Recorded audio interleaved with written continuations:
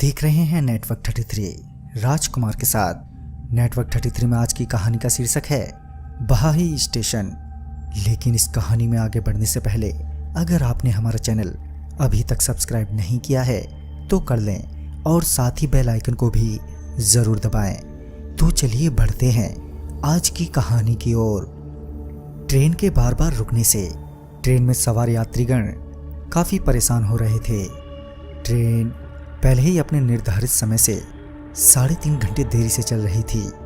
अगले आधे घंटे में ट्रेन फिर से रुकी, मगर इस बार एक छोटे से स्टेशन पर। हालांकि यहाँ पर ट्रेन का स्टॉपेज नहीं था, मगर सिग्नल न मिलने के कारण ट्रेन को रोका गया।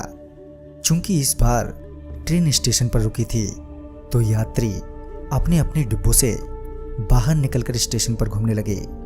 ट्रेन को यहाँ पर रुके 20 मिनट बीत चुके थे। सौम्या जो इसी ट्रेन में यात्रा कर रही थी, अब सौम्या ट्रेन में बैठे बैठे परेशान होने लगी थी। चूंकि काफ़ी लोग ट्रेन के बाहर ही घूम रहे थे तो उन्हें देखकर सौम्या भी ट्रेन के बाहर आ गई। बाहर हल्की हल्की हवा चल रही थी।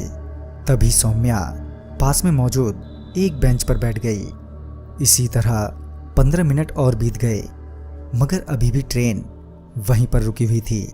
सौम्या पानी पीने के लिए बेंच से उठी और सामने मौजूद नल की ओर बढ़ी। सौम्या पानी पी ही रही थी कि उसे ऐसा लगा कि किसी ने उसका नाम पुकारा हो। सौम्या ने अपने आसपास देखा, मगर वहां पर कोई नहीं था।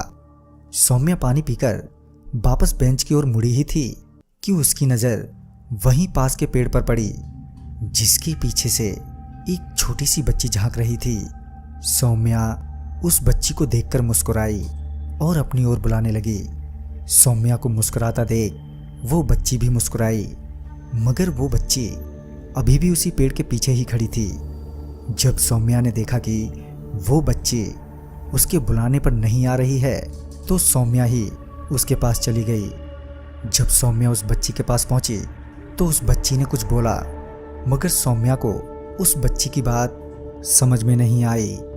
मगर उस बच्ची के इशारों से पता चल रहा था कि वो बच्ची सौम्या से कुछ खाने को मांग रही है। वो बच्ची अभी भी पेड़ के पीछे ही खड़ी थी। तभी सौम्या ने अपने बैग से चॉकलेट निकाली और उस बच्ची की ओर बढ़ी कि एकदम से वो बच्ची सौम्या के हाथ से चॉकलेट लेकर उस अंधेरे में गायब हो गई। वहीं सौम्या ये देखकर हैरान थी कि उस बच्ची के पैर नहीं थे, मानो वो तो हवा में उड़ रही थी। इसके बाद सौम्या तुरंत ही वापस अपनी ट्रेन की सीट पर आकर बैठ गई। कुछ ही देर में ट्रेन भी खुल गई। अभी भी सौम्या डरी और सहमी हुई थी और वो उस बच्ची के बारे में ही सोच रही थी।